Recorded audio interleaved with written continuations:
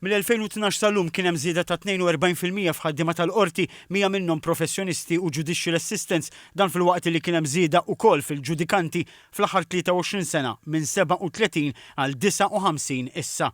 Dan qalu l-Ministru għall-Ġustizzja Jonathan Attard meta kien qed jieħu sehem f'dibattitu fuq il-programm Via li tratta s-settur tal-ġustizzja. Tal-ġudikatura llum mill-2012 il-qoddim ta' kemm żiedet il-ġudikatura b'36% kellek żieda addizzjonali ta' 18 membru tal-ġudikatura Albert.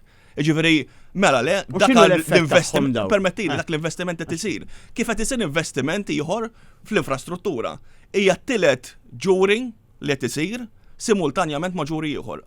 Argumenta li fil-Qorti tal-Appell Kostituzzjonali fl-2022 f'dak li rigwarda appelli ċivili kien hemm 1800 każ pendenti bir-rata ta' appelli li jingħalqu tkun ta' 133%. Dr. Attard qal li la darba l-Gvern ħoloq sezzjonijiet oħra tal-Qorti tal-Appelli ċivili, ir-rata tal-appelli li jingħalqu żdied għal 200% u qal li issa bl-istess mod il-Gvern se jnaqqas il-backlog fil-Kostituzzjonal.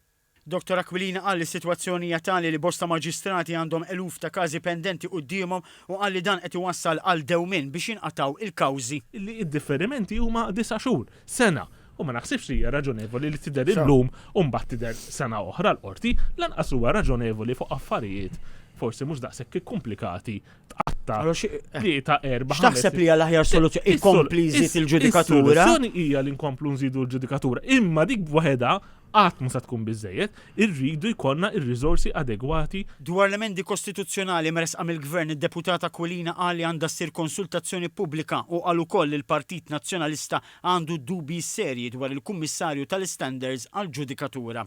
Komplajt li l-Partit Nazzjonalista ma jaqbilx li mħallef jista' jilħaq President tar-Repubblika għax din tista' tintuża bħala karrotta. Ippropona li wara li persuna tirtira minn imħallef jew prim imħallef persuna ma tkunx tista' tokkupa kariga pubblika.